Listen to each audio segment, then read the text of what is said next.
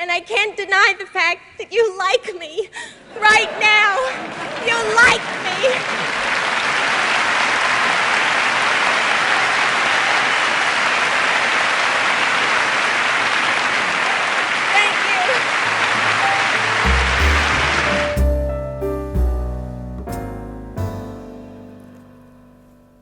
Oh, hi.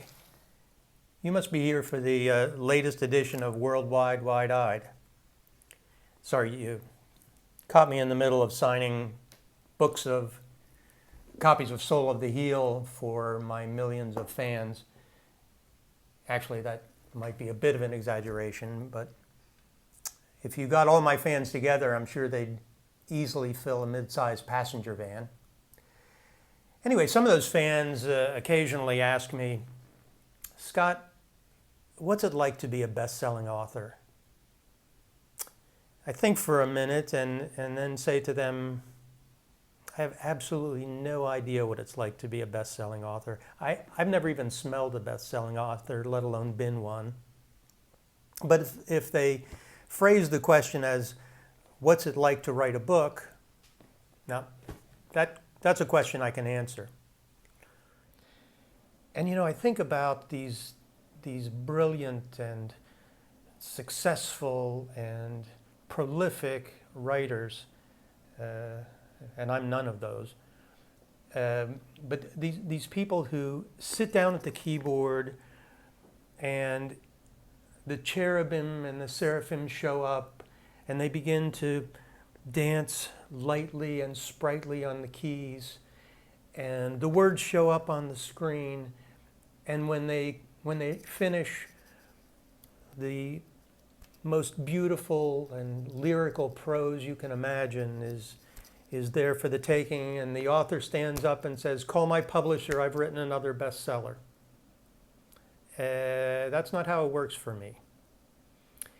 In fact, when I write, it's like every word is my favorite, my most important, and my most difficult to reach body part, and it's being surgically removed, and there's not an anesthesiologist anywhere to be found. It is painful for me when I write. So when I explain this to my inquirers, I'm surprised when they say, but none of that comes through in your writing. I'm also gratified it doesn't, because that would make for pretty bad reading. And when I read the comments that readers of Soul of the Heel have posted on Amazon.com, I'm very much humbled by what they've written. They actually seem to like the book. Let me share with you some of the comments that have been posted on Amazon.com by readers of Soul of the Heel. Eberly 1990 wrote, "It is insightful, witty, and always entertaining." The author begins his story by noting an old proverb. He's right, I do. Man plans and God laughs. After reading the book, I can only conclude that God is laughing a lot. Thanks, Eberly 1990, very kind of you. Jennifer writes, "A look at what it's like to leave it all behind to start that new life we've always dreamed of." I think that kind of nails it, Jennifer. Thank you. Magic Pat posted a comment. He wrote, "Soul of the Heel is not a mere memoir. It is a handbook for dreamers." I don't write that well. When I finished Soul of the Heel, I said to myself, bravo, encore. I cannot wait to read whatever project Scott and his keyboard tackle next. Thank you, Magic Pat. And Cher wrote, not the Cher, a different Cher, "Delightful look at the ups and downs of life in another country."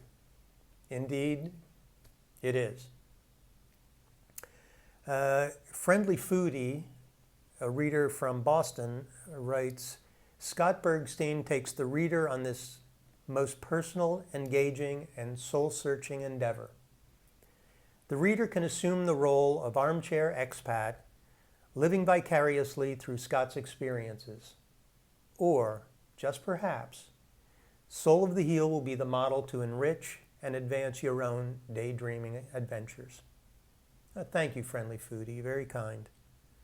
SB from London kind of nails it. A love story told through eyes still misty with wonder at the sheer luck of having met the love of his life. Read this funny and joyous book. And finally, an Amazon customer in New York City writes, an Italian year in Provence, but better. I got nothing. Anyway, I have to get back to signing these books. So thanks for checking in on Worldwide Wide-Eyed.